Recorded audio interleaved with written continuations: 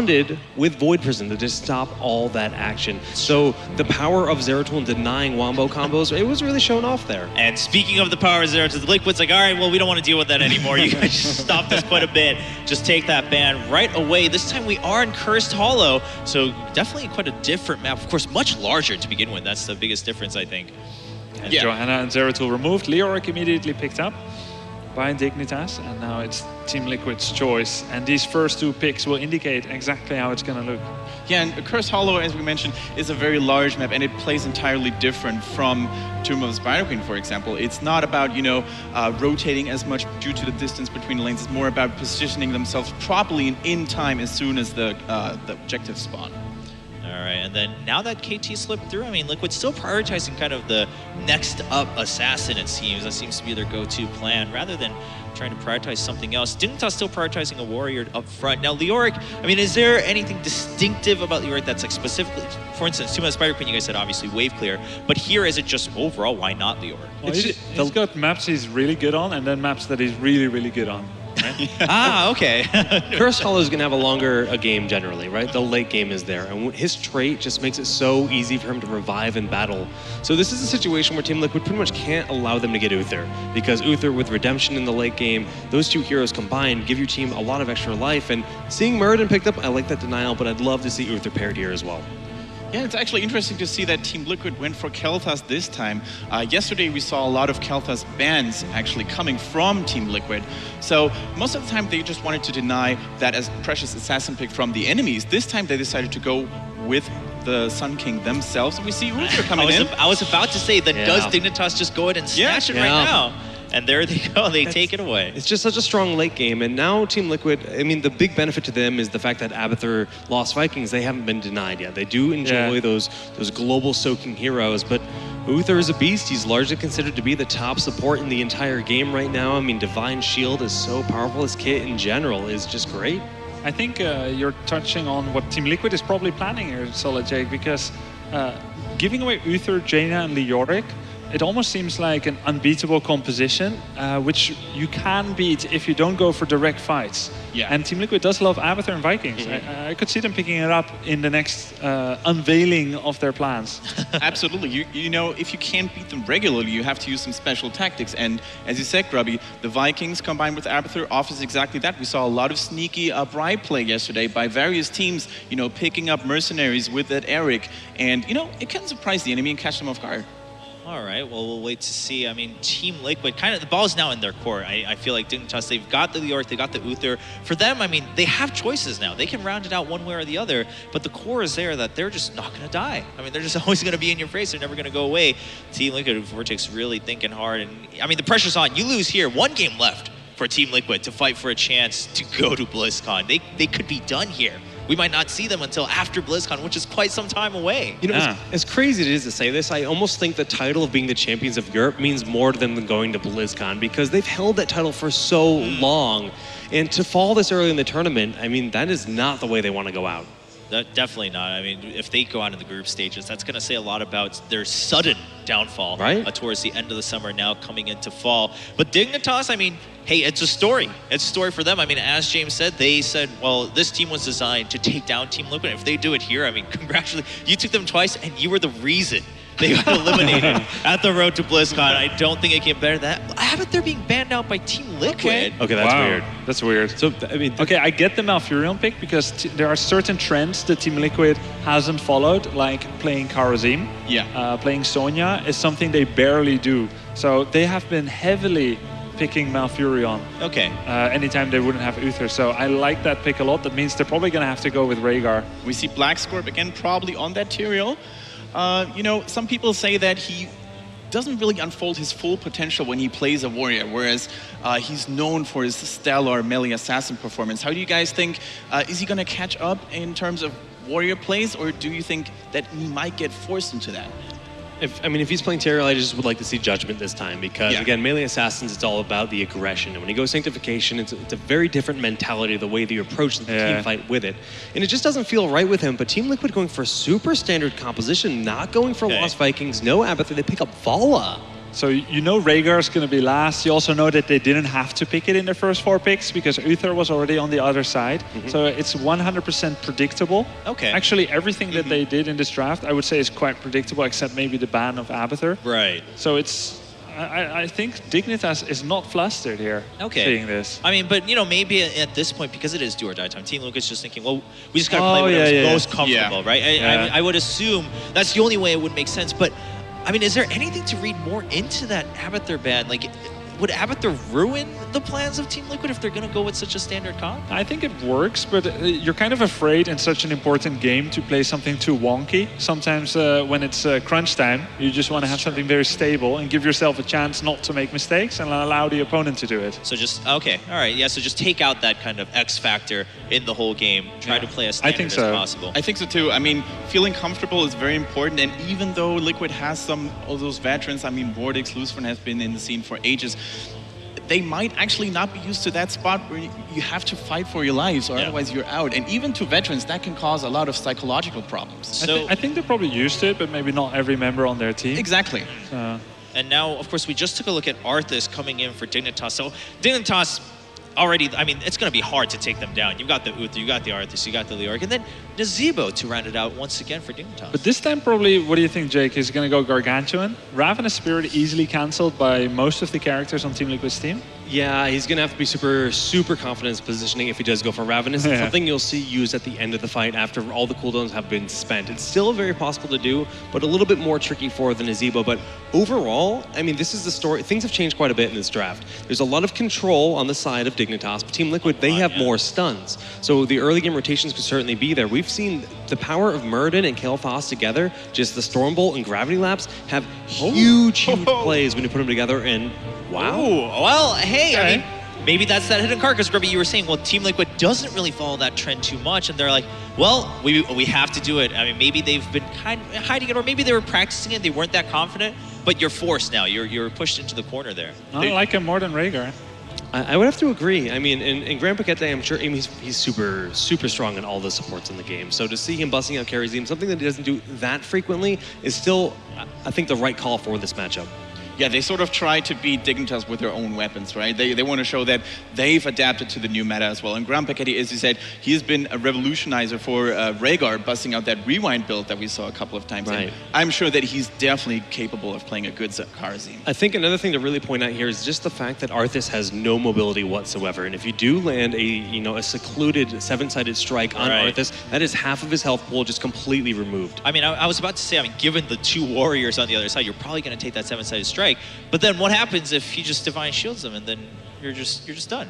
I mean, what else does Karazim do after that? So I mean, obviously you can run around to heal, but... So you would need to try and hit your strike on both warriors. It's not as effective, but it still whittles down so their yeah, HP. you get something out of it, and then Uther maybe already has to use Divine Shield, and then Vala can come out. But I still think if you use Divine Shield just to mitigate seven-sided strike damage, that's a win. That's a win already. That's a win. Yeah, that is true. I mean, you're pulling Divine Shield away from an assassin that wants to get a little bit more aggressive, do the damage, and they'll no longer have that opportunity if you do force that out. But Divine Palm's still a big option for Karazim. All right. Well, game 2, ladies and gentlemen, one game away from being eliminated for Team Liquid, one game away from going to the semifinals to meet Rokat for Team Dignitas. It's time to find out who's going to succeed on Cursed Hollow, along with Todd and Caleres. That's right. It's time to see if Team Liquid, the previous kings of Europe, can keep themselves alive here in the tournament. One game stands between them and complete elimination here in the European Road to BlizzCon. But Team Dignitas, they've shown that they can play out these interesting compositions, and I think that something that's interesting to know was actually the Abathur ban. You know, normally when you see Team Liquid actually wanting to go for that themselves, they can work it in really nicely, but I think they were legitimately scared of even the Abathur Illidan coming out as the last two picks and just leaving it with Illidan and one warrior. Yeah, that makes a lot of sense. And I mean, even Abathur alone in general on this map is probably the best map to play an Abathur on, so a very good ban, I think, here out of them. I'm really liking the Karazim pick over Rhaegar. Yes. Kendrick Swish, one of our analysts here, he's been paying close attention to the statistics, and Rhaegar's been doing really bad.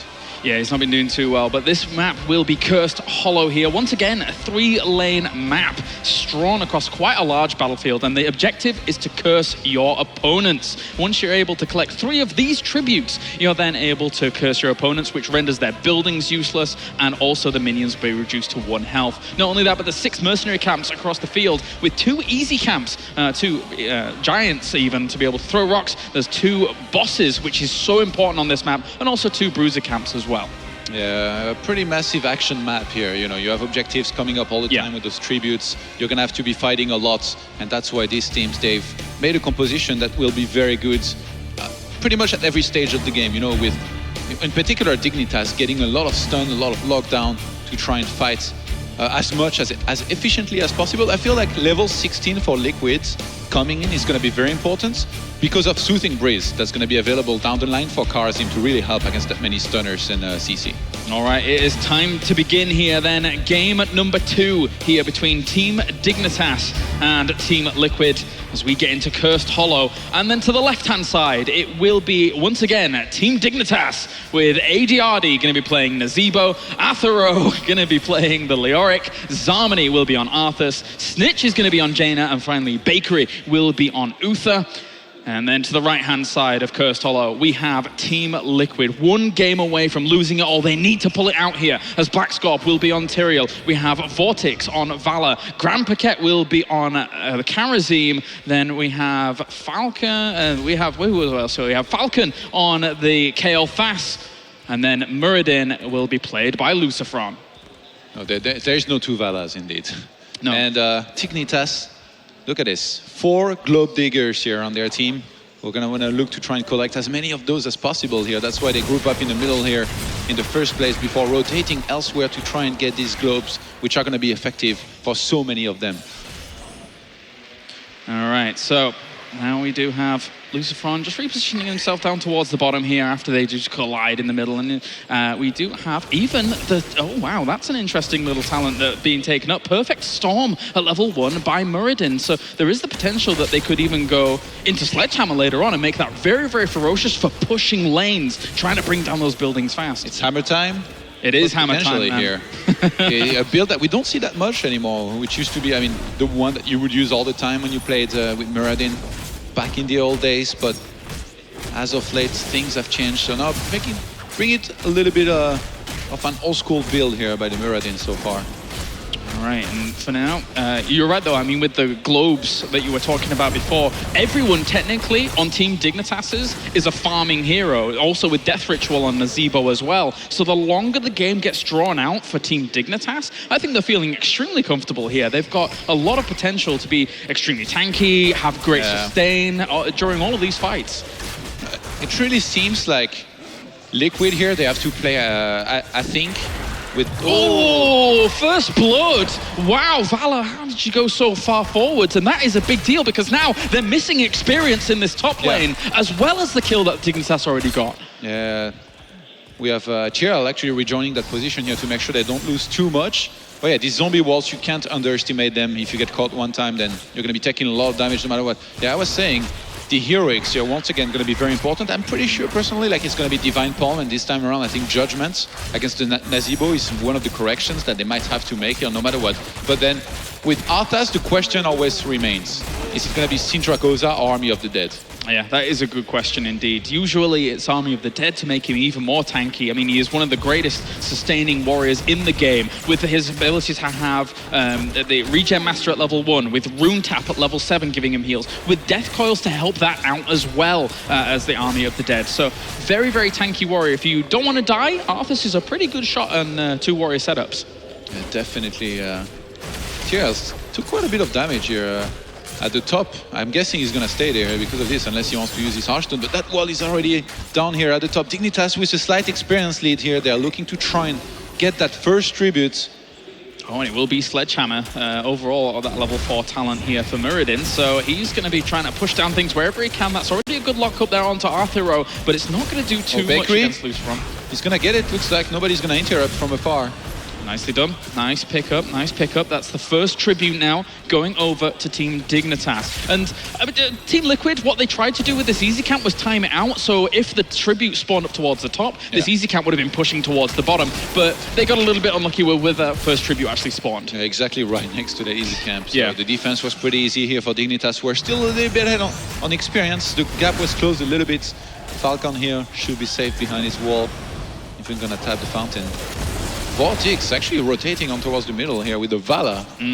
The flanking Vala, man. The flanking Valor, and important to note with the Hungering Arrow build is she can actually outlast a lot of heroes in a 1v1 situation and also cause big damage. So that's what Valor's going to be trying to do. Trying to flank, maybe get towards a Nazebo, Jaina, and do some damage there, but also you've got to be careful, making sure you save your vault for those defensive situations, because getting to Karazin to heal you, you've got to be in range of him, so you can't go too far away from Karazin.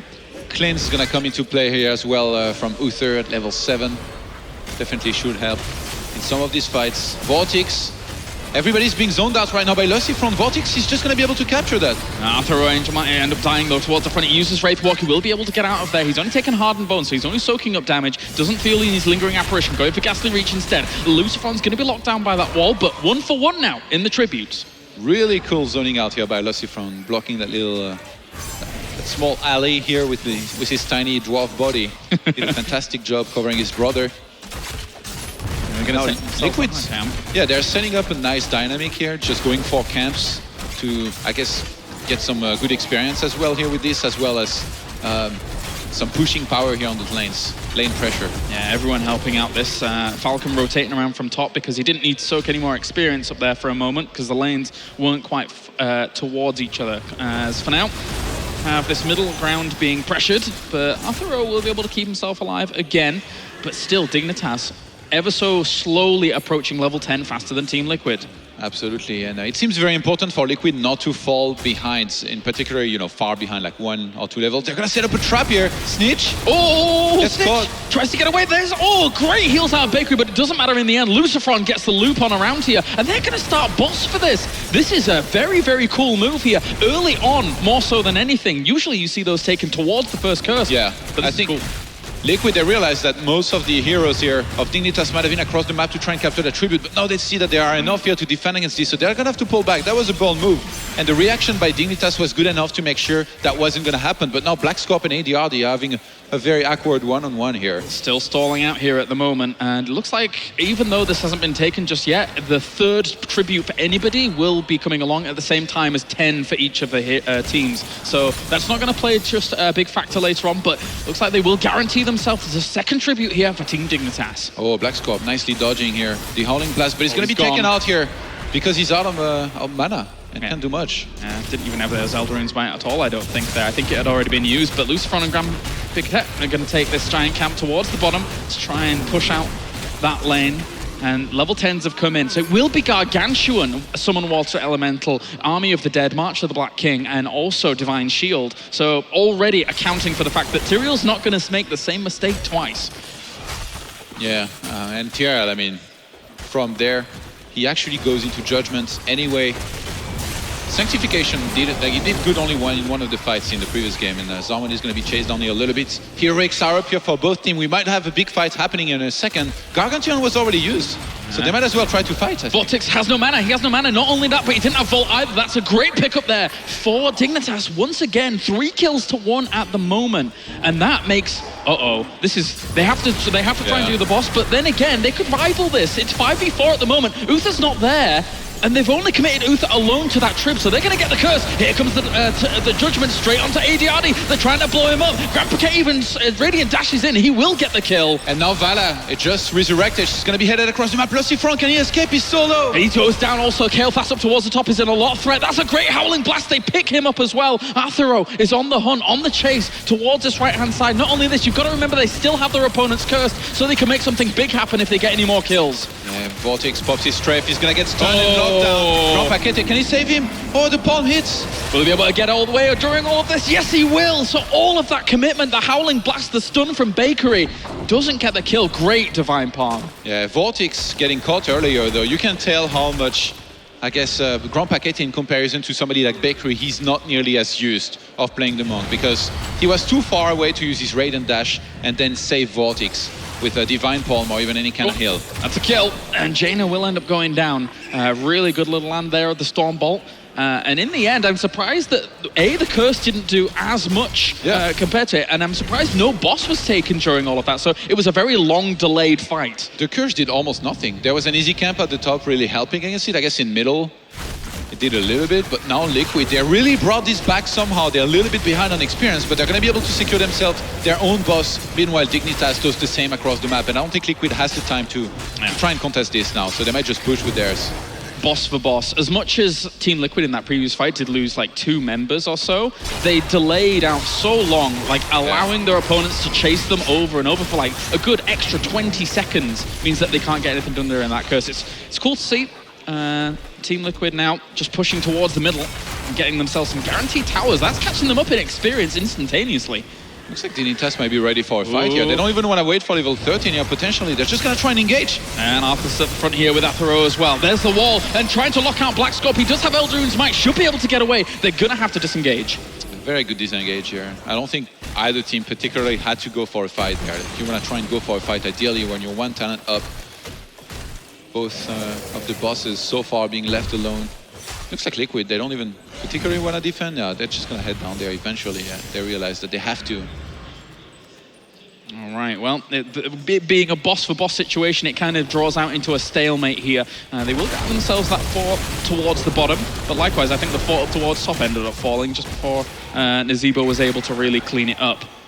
Liquid, it seems like they just keep on closing in the gap, experience-wise, a little bit more with every single passing minute here, but they need a fight win here eventually to start pulling ahead if they want to try and have a good shot at cursing and then winning this game. And Team Liquid is committing to more defensive capabilities. They've actually taken Frost Shot on Valor, which is something that you don't see as much against like Jaina or a Kael'thas or something like that. Normally you see Spell Shield come out, but Frost Shot is going to allow her to slow down big clumps of their opponent's team without, you know, really causing too much problems. It's very, very strong.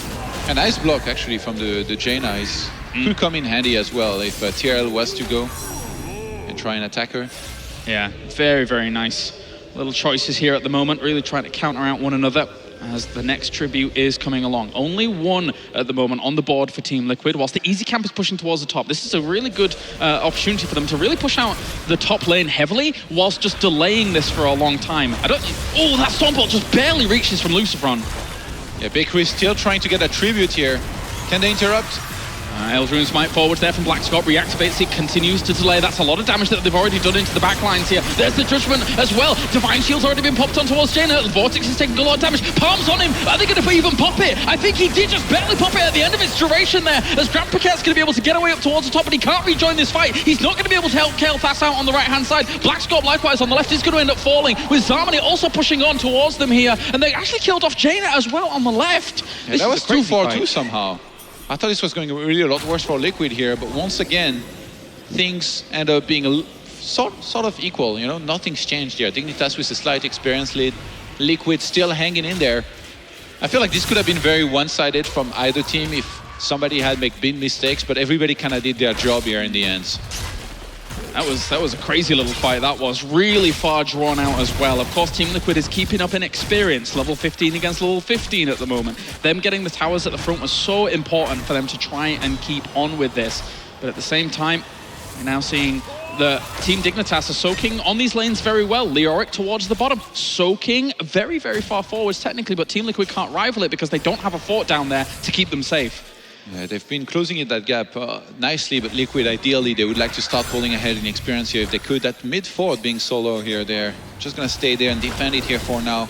Whereas Dignitas, knowing that they're this close to 16, I think they just plan on staying there and making sure that they get that fort, and that's even what's going to be giving them level 16 here in this case. Gonna have to give it up. It's a little bit of a blow there to Team Liquid, because losing your entire ring of outer forts means that you've given up a lot of map control now over to Team Dignitas, as they are just pushing on even further here. They know they have an advantage with the level 16 talents that they do have.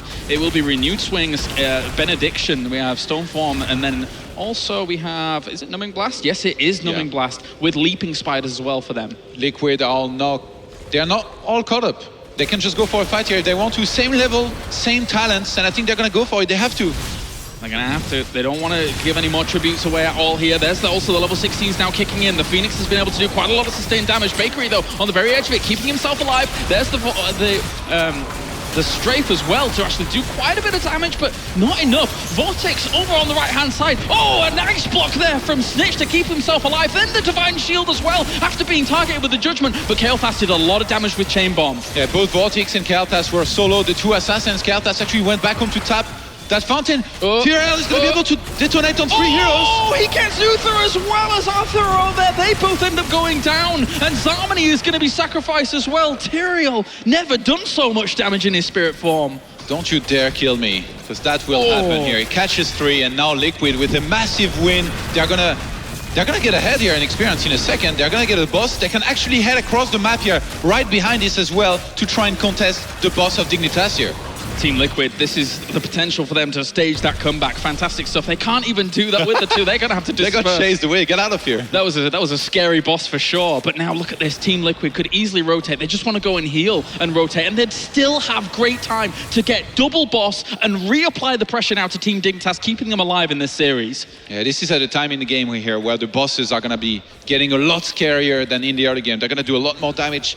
And yeah, I think that this has to be defended here at this point. This is a great setup here for Liquid to potentially get their first curse here in this game. And also, like, later on as the game goes on, don't forget, you know, we've seen Team Dignitas using Tyrael to great effect in the past in the Europe Opens with Holy Ground, but this time, Team Liquid has that opportunity. So even if they wanted to try and rival this boss, Lucifron could try and secure it very easily with that level 16 talent.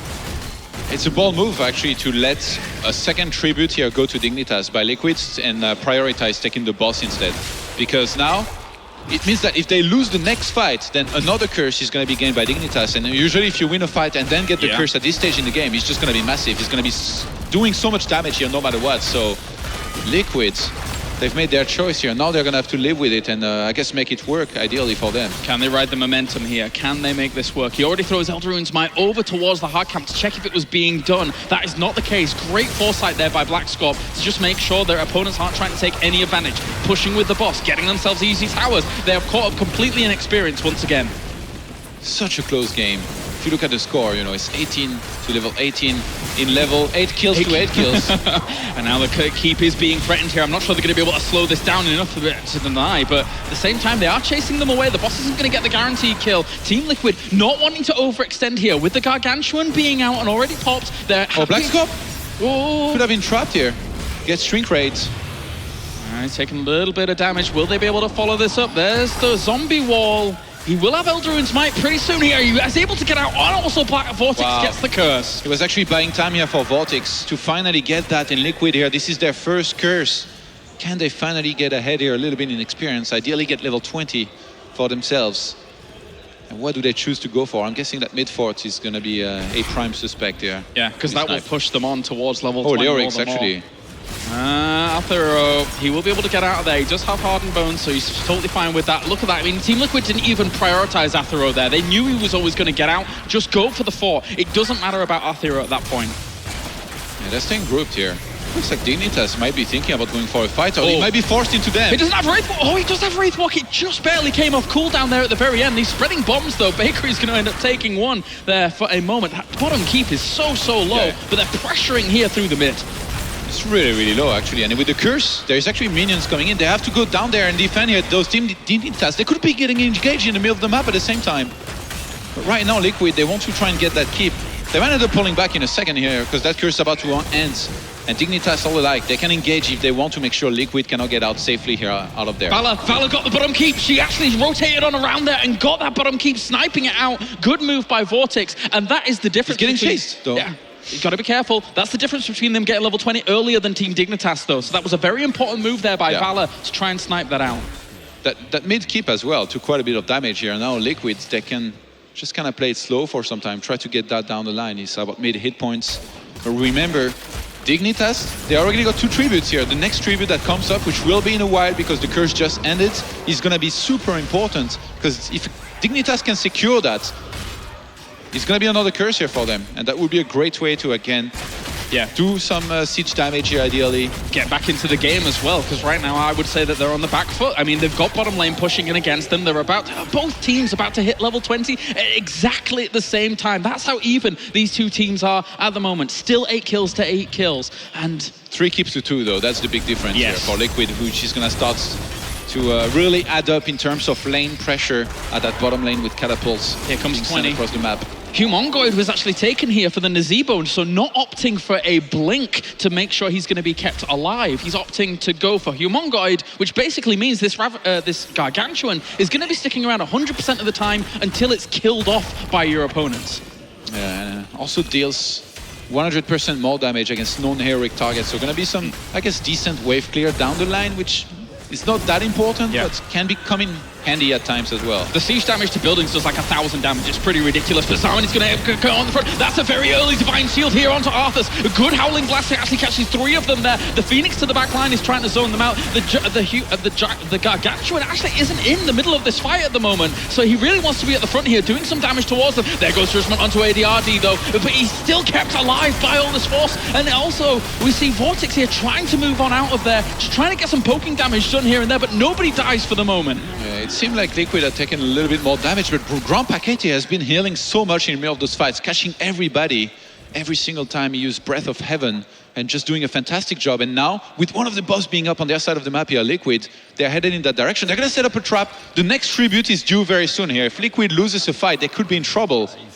Yeah, here we go, actually. There it is. Right next to the fight as well. Uh-oh, this is big. This is very, very big. If they're able to get that, that would be fantastic for Team Dignitas. Team Liquid, though, likewise, zoning out Zarmany to the left-hand side. They're trying to focus him down. Can they bring him down during all of this? It looks like they will. They bring down Arthas, despite all the sustain he does have there, as Blackscorp is going to move forwards here onto ADRD. ADRD is kind of very, very scary predicament up towards the top. He needs some help. He needs some aid, but he is going to fall as well. He's isolated from the rest of his team, and Liquid capitalizes on this. Grand Paquete was running around for a second because he didn't have too many hit points, and now he's just going to make sure he stays alive, can heal the rest of his team. Liquid secure that tribute, and they're going to be getting their boss here as well. They took that fight so well. Sometimes, you know, people will say, yeah, don't focus the warrior. But if they're out of position like that, if they've been able to isolate them away, it's the perfect opportunity to try and blow someone up like that. Taking Arthas out that early on in the fight, fantastic for Team Liquid. Bottom keep's already down here on Dignitas' side of the map. Mid keep already took some damage. Top keep's going to be on the siege here in a second. Liquid, with a huge win here in that last fight, are going to be starting to pull really far ahead. Now they go home, they tap the fountain, they make sure that they've got enough health and mana here to go back across the map, get ready for the next fight here, as we still have Nazebo here on the 14 seconds timer. Liquid will start here with that boss. And this is great for them. Double boss in this situation, especially this one in bottom lane where there is no keep, where it can start threatening core. Everyone up to the top here trying to clean things up. This is going to be very, very difficult here for Team Dignitas to deal with. And I wonder if they even they can't send someone over to get that tribute. They can't. They have to clean up the bosses. Well, yeah, and defend as well, because right now Liquids will be coming in with 5 heroes and a boss this late into a game. They're going to go straight for the core. They've got catapults in there, and nobody is even going to bother trying to go for that tribute here. Boss not with them. Those 4 catapults could have done big damage if Team Liquid have seized the advantage in the positioning there quite quickly. But here comes the boss forwards now. Zarmany in the front lines as well here, trying to get on towards Lucifer on Blackscorp, but goes forwards there with Elder Rune's might. Zarmany still tanking towards the front. They actually Judgment onto Zarmany. They're going to try and focus him down. Divine Shield goes onto him. March of the Black King's not hitting anybody. Great dispersal there by Team Liquid, as they're going to end up blowing up Stitch. He's so far forwards during this fight. He goes into his ice block though, keeping himself alive. Arthur Angel though, very, very low. He's trying to get some extra healing back from Crushing Hope, but it's not going to work just yet. Zarmany took so much damage. He's going to get chased down. Looks like Liquid might be able to do it. Blackscorp ends up going down, but the boss has been caught on core this entire time. They're not going to be able to clean up. At the same time as getting themselves that boss, they lose 3 members, and the boss is going to confirm GG here, as Team Liquid are able to tie up the series in such an important match on their road to BlizzCon here about the European Championship. You know what? I don't even dislike the choice here of Dignitas at the end to try and go for the fight, because they needed